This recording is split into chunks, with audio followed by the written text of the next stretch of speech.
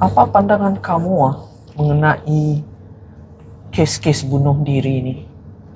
Like contohnya kan, like negara macam Korea, Jepun, kadang-kadang di negara kita jugalah ada kes di mana orang ini rasa bahawa there's no way out, maka bunuh diri lah penyelesaiannya.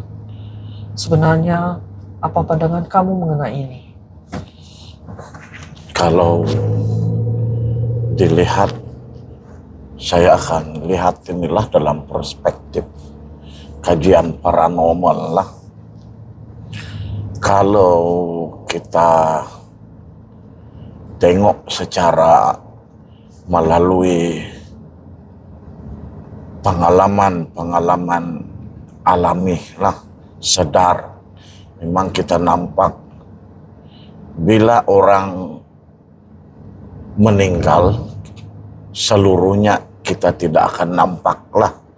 Maksudnya semua penderitaan dalam dunia ini macam sudah berakhir.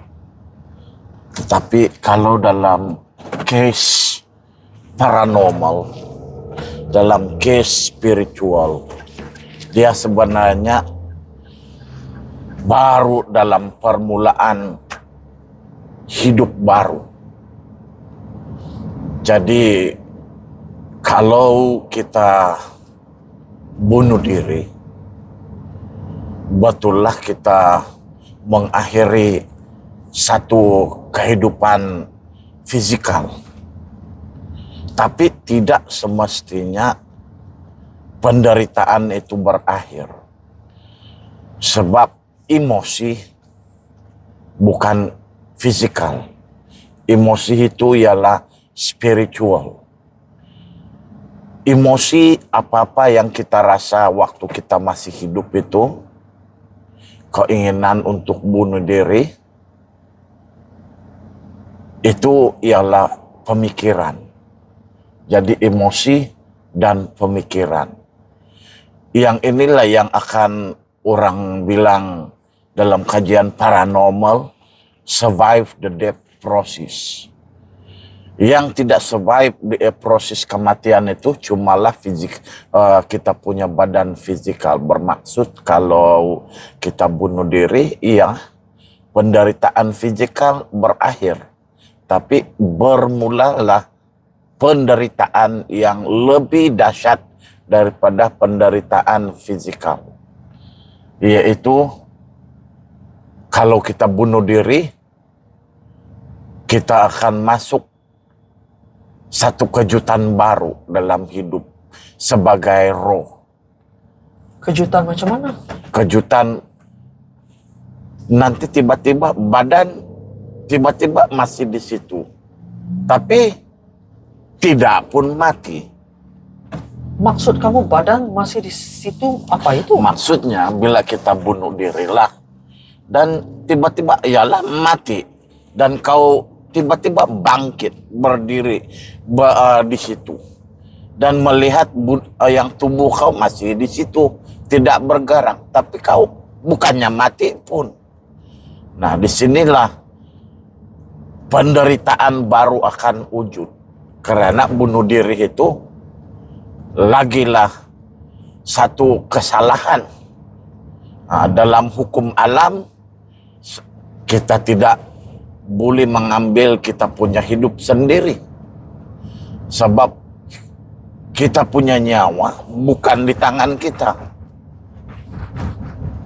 So kalau macam tu, kalau nyawa bukan dalam tangan kita, dan kenapa setengah-setengah orang, saya beralih sikit boleh membunuh kita? Contohnya yang kalau kita sendiri tak boleh ambil nyawa kita kerana nyawa bukan di dalam tangan kita. Okey. Dan macam mana kalau orang lain yang bunuh kita? Jadi bukankah itu serupa juga kah? Okey, memang serupa. Cuma sekarang beza dia ialah kematian. Okey, bukan lagi di atas tangan kita sendiri, tapi di tangan orang lain. Kesalahan membunuh bukan lagi di atas tangan kita, tapi di atas tangan orang lain. Yang kamu maksudkan membunuh ni dalam kategori itu bagai macam mana? Yang bunuh secara terancangkah? Atau bunuh secara hukuman mati kah? Apa? Dalam apa sekalipun keadaan, kita tidak boleh mengambil nyawa orang lain. Kalau kita ambil nyawa orang lain, bukan nyawa itu yang kita akan hadapi nanti. Yang kita hadapi karena sebaik saja darah tertumpah di atas permukaan bumi, bukan bermaksud tertumpah di bumi saja. Di mana-mana lah dah darah itu tertumpah. Darah itu akan mengalir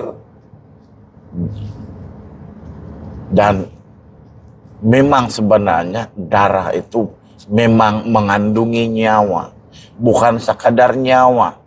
Darah itu juga ialah yang bertanggung jawab membawa semua pengalaman di dalam kehidupan seseorang. Pengalaman ini kalau kita sentuh dari kita punya jari, contoh yang bawah itu orang kata urat lah. Tapi sebenarnya di dalam urat itu dia ada aliran darah. Jadi darah itulah yang sebenarnya membawa maklumat itu kepada otak dan diproses menjadi satu pengalaman. So maksud kamu kalau darah mengalir keluar dari badan, itulah berakhirnya nyawa itulah? Iya. Kalau tidak ada darah tambahan yang dimasukkan semula? Iya. Lebih kurang begitulah. So berbalik kepada cerita bunuh diri tadi. Tapi bunuh diri pun bukan semestinya darah itu harus keluar. Ada juga cara kematian yang tidak disebabkan oleh kehilangan darah. Kita contohnya bunuh diri, kita gantung diri, itu kita menyekat satu elemen dalam badan kita, yaitu elemen udara. Nah, sama juga dengan ambil pil berlebihan lah. Serupa juga. Bila kita ambil pil itu pun dia akan menyebabkan badan kita menjadi sangat lemah. Ataupun orang yang masukkan hos ke dalam exhaust dan buka aircon dalam kereta, samalah. Cara-cara macam ni lah. Ya, semua itu sama lah. So balik kepada persoalan tadi, kamu bilang yang akan mula pengalaman baru yang lagi dahsyat. Maksud kau macam mana ini? Nah, kalau dalam dunia roh, tubuh fizikal memang tidak wujud.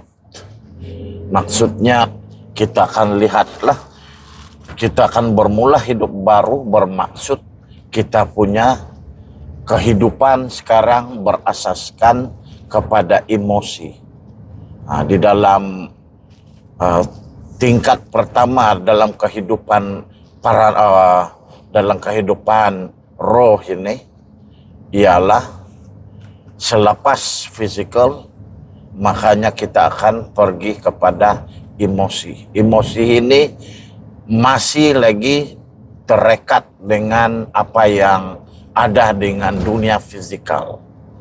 Nah, jadi pengalaman emosi selepas kematian itu lebih lagi menyebabkan penderitaan yang lebih berat daripada penderitaan fisikal.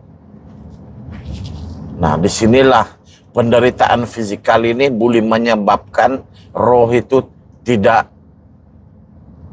mencapai rehat, ataupun apa yang kita panggil dalam konteks seseorang mati, kita kata oke lah, dia sudah mati, rest in peace lah. Kita bilang rest in peace itu betul lah, rest in peace. Dia punya yang rest in peace itu ialah dia punya body lah. Nah, itu dia punya physical itu memang dia berehat. Tapi yang sebenarnya dia langsung tidak berehat sebab penderitaan fisikal sekarang sudah dipindahkan kepada penderitaan emosi. Lagi-lagi dia satu orang saja. Iya. Tidak boleh bercakap kepada mana-mana pihak lagi teruk itu. Kan? Nah, disinilah bermula hidupnya sebagai hantu. Nah, bila jadi hantu, kalau perempuan dia akan jadi Pontianak lah. Sebab tidak boleh berehat. Nah, kalau yang lelaki, dia akan menjadi low level spirit. Jadi dua-dua sekali sama sajalah. Yang kita panggil sebagai demon. Begitu. Bah, itu sajalah itu.